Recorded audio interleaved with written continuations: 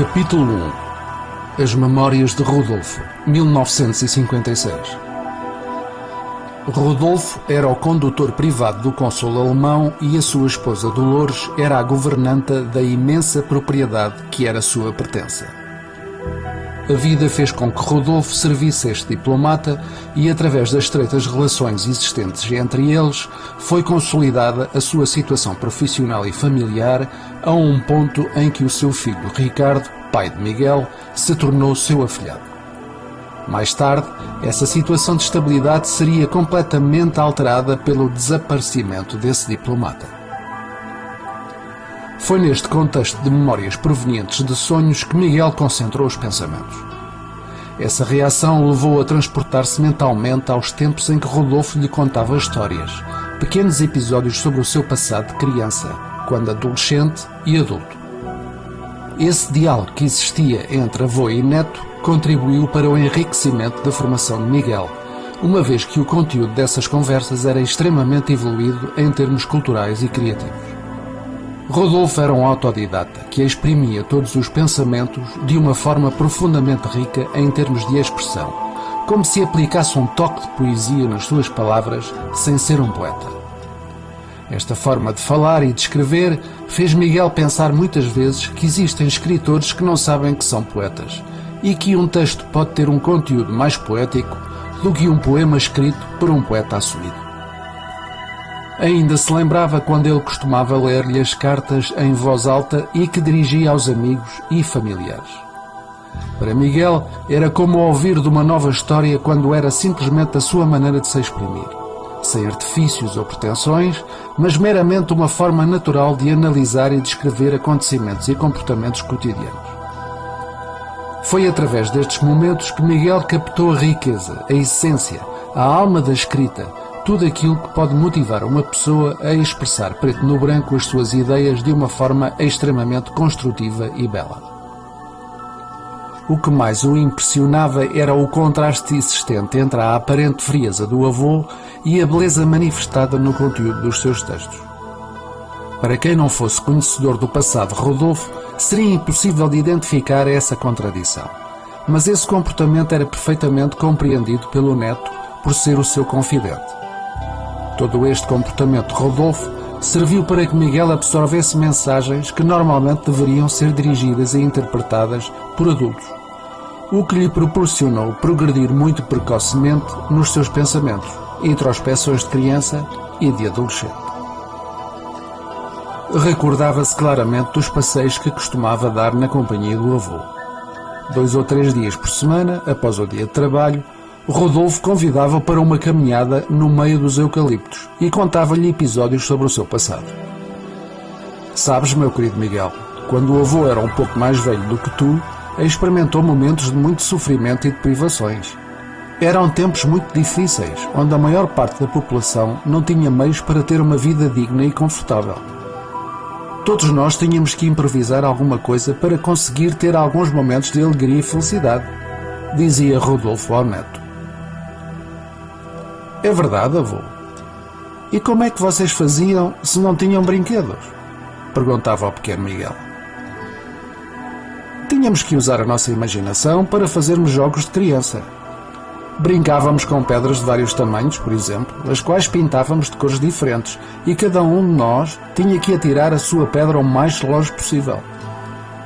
O jogador seguinte tentava partir a nossa pedra com a sua, e no fim do jogo, quem ganhava era o que conseguia ficar com a sua pedra inteira. E ria-se ao descrever este episódio. Rodolfo tinha nascido nos finais da década de 1890, numa época da história em que só a monarquia e as classes sociais privilegiadas possuíam os meios necessários para ter uma vida digna.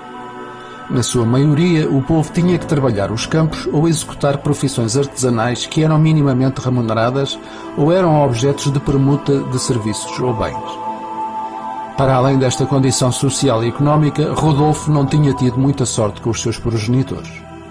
A sua mãe tinha falecido quando ele tinha poucos anos de idade e ficou a cargo do pai, que tinha uma educação precária, aliada a um caráter de agressividade e violência física e verbal proveniente de um estado de demência que ele próprio desconhecia ou pretendia ignorar.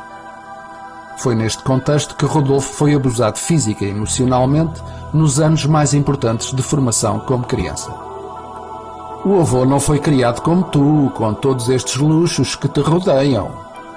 O carinho que eu te dou, mais a tua ama, Alexandra, e os teus pais, são uma pequena fortuna que muitas crianças desejariam ter, mas infelizmente não é o caso. Tu és um verdadeiro felizardo e eu fico muito contente por isso, explicava Rodolfo. De facto, Miguel ainda repetia nos dias de hoje muitas frases do avô que lhe tinham ficado na memória. Uma delas era que na vida tem que se ter sorte, uma vez que podemos ser os mais inteligentes, trabalhadores e honestos que se possa imaginar, mas sem sorte não fazemos nada. É muito importante termos sorte com os nossos pais, com o resto da nossa família, irmãos, etc. Mais tarde temos que ter sorte com aqueles que escolhemos como nossos amigos e depois com aqueles com quem vamos constituir família. Sem sorte não se faz nada, meu pequenito, dizia Rodolfo abraçando-o. Miguel olhava sempre para ele com a maior atenção porque ele exprimia-se de uma tal maneira que parecia um conto de fadas, mesmo tendo em consideração os contextos difíceis e penosos que rodeavam os acontecimentos que às vezes ele lhe descrevia. Para além disso, Miguel também sentia nos olhos de Rodolfo a admiração, o cuidado e o amor que ele tinha por ele quando lhe narrava todas aquelas histórias. Era como se a descrição desses acontecimentos evitasse que acontecesse o mesmo ao neto. Quando eu tinha 14 anos de idade, o meu pai acordou-me numa dessas manhãs de inverno, quando chovia por todos os cantos e fazia um frio úmido trazido pelo nevoeiro matinal. Ainda me lembro da sua expressão e agressão verbal quando ele me acordou, ordenando-me que me vestisse o mais depressa possível, pois estávamos atrasados para apanhar o comboio. Eu nem sabia que tínhamos um comboio para apanhar e fiquei muito surpreendido, o que me levou a pôr-lhe a questão sobre o nosso destino. Essa pergunta foi respondida imediatamente através de uma grande bofetada na cara, narrou Rodolfo. Miguel nunca tinha sido maltratado por ninguém, mas tinha assistido várias vezes a episódios entre pais e filhos, onde estes últimos eram punidos com maltratos. A propriedade do cônsul alemão era populada por um grande número de pessoal que garantia a manutenção do domínio e alguns habitavam com as suas famílias em zonas dessa propriedade, tão vasta que era. Pois é, meu pequenito, o meu pai não era como o teu, carinhoso e afetuoso, apesar de distante nos seus pensamentos. Ao contrário do teu pai, o meu não pensava porque provavelmente não tinha nada na cabeça exceto violência e destruição. Existem pessoas que se tornam pais por acidente e depois não sabem como devem tratar os filhos. Possivelmente também foram criados e tratados da mesma maneira, sem afeto e carinho e com uma ausência total de sentimentos. Portanto, não sabendo agir de maneira diferente, continua Rodolfo. E afinal, para onde é que o teu pai te levou, avô? Perguntou Miguel. O que aconteceu foi uma coisa muito cruel e que eu não desejo a ninguém, nem ao meu maior inimigo, se é que tenho algum. O meu pai arrastou-me por um braço até à estação dos caminhos de ferro e dirigiu-se ao postigo para comprar os bilhetes. Foi aí que eu conheci o nosso destino final, a cidade de Lisboa, o que me surpreendeu ainda mais, respondeu Rodolfo. O Rodolfo tinha nascido e sempre vivido em Leiria, uma cidade que se localiza na zona centro de Portugal.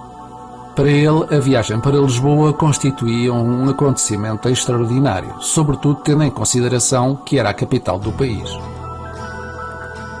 O que ele ignorava era o motivo que levava o pai a trazê-lo para tão longe da sua terra natal e do seu lar. Existem coisas que nos acontecem que nos marcam para toda a vida, Miguel.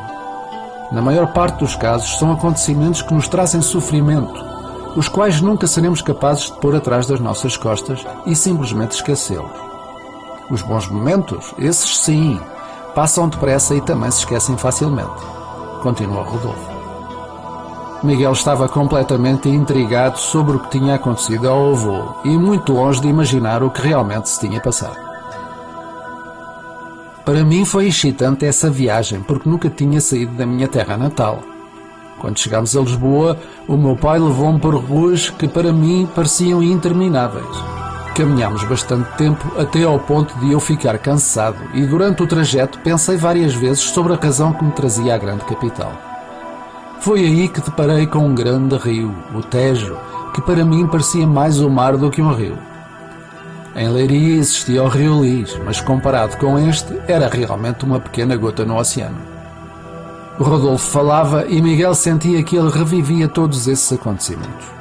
Era como se fosse um romance contado a uma criança que nunca mais se poderá esquecer.